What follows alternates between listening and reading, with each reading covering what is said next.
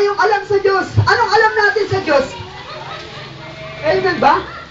Kung hindi tayo gumagawa ng kalooban ng ating Panginoon, hindi natin maunawaan kung anong gustong ipagawa sa atin ng Diyos. Hindi mo mararamdaman na ang Diyos ay buhay.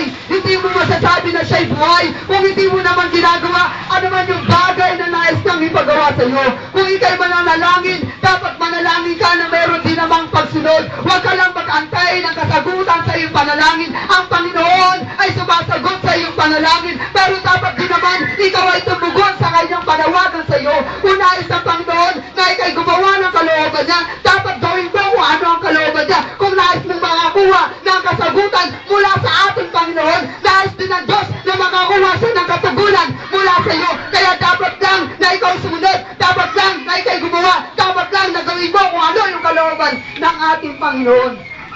Amen ba? Hindi yung gusto mo lang makakuha ka, and then ang Diyos ayaw mo naman sundin. Amen? God is the God of living. Ngayon, kung sino sabi niyo mahal niyo ang Diyos, sabi niyo nga sa akin, ibibigay ko ang araw ng Wednesday para sa Diyos. Hindi na ako manonood ng TV. Pero hindi ka na masusubaybayan si ano. Di ba?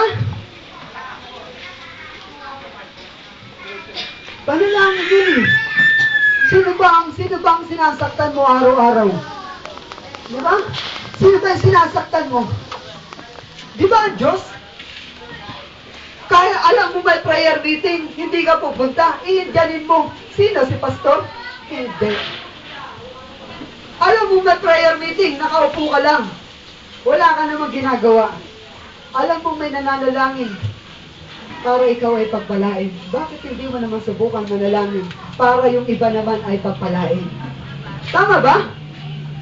May mga taong nananalangin para ikay pagpalain. May mga taong nananalangin halos every Wednesday. Binabanggit ang iyong pangalan. Panginoon, pagpalain niyo po si brother. Panginoon, pagpalain niyo po si sister. Panginoon, pagpalain niyo po sila. Panginoon, pagpalain niyo po sila. Laging panalangin ay para sa iyo. Pero paano naman yung mga tao na nananalangin sa iyo? Hindi ka ba magbibigay ng time na para sila naman ang iyong panalangin habang ikaw ay busy sa ginagawa mo sa loob ng bahay, sa iyong trabaho? May mga taong pumupunta every Wednesday para manalangin. Ikaw ako kung ano-ano yung ginagawa. Pero may mga taong nag-spend ng kanilang time para ikaw ay ipanalangin.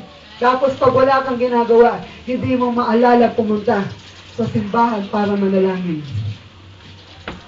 Pag-pray niyo naman si ano. Kasi si ano ganito sa... Pag-pray niyo naman ako. Kasi ako si ganito. Pag-pray niyo naman sila. Ang kasagutan sa panalangin. Gagaya ng title kanina. God is the God of all living. Amen? Kung gusto mo mabuhay yung Diyos, manalangin ka kasama ng iba. Wednesday prayer meeting is very important. Manalangin. Manalangin. Huwag mong ipagdamot yung araw ng panalangin. Saturday soul winning, kahit alam mong mayroong soul winning, ayaw mong sumama. Dahil marami kang ginagawa. Pero ako naniniwala, ikaw yung tao gustong pagpalain ng Diyos. Amen ba? Sino ba taong ayaw dito pagpalain ng Diyos? Wala naman eh. Lahat tayo gusto natin pagpalain tayo ng Diyos. Pero ang tanong, naunawaan mo ba kung ano ang gusto ni God para sa'yo? Ang gusto ni God, manalangin ka. Pero nakakalungkot, ayaw mo. Ang gusto ni God, ibigay mo yung araw ng Wednesday para sa Kanya. Ang gusto ni God, ibigay mo yung araw ng Sunday para sa Kanya. Ang gusto ni God, ibigay mo yung araw ng Saturday para sa Kanya. Ang gusto ng Panginoon, ibigay mo ang buhay mo para sa Kanya. At walang ibang nais ang Diyos, kundi ang Kanyang anak ay Kanyang makapiling. Di ba? Huwag lang sa isip mo, kapatid. Huwag lang naisipan mo, kapatid. Huwag lang yung nasa isip mo lang siya. Ang Diyos ay Diyos na dapat natin sambahin. Araw-araw ng buhay natin. Amen? Yan dapat. Hindi lang araw na ng linggo natin naalala ang Diyos, kundi araw-araw ng buhay natin. Tayo.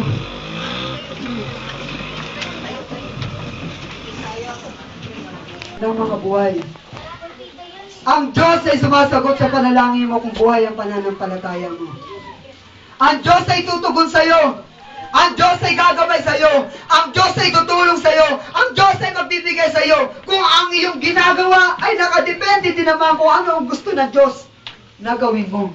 Pero kung hindi, at nagnanayas ka lang, hindi makakuha ng bagay na gusto mo.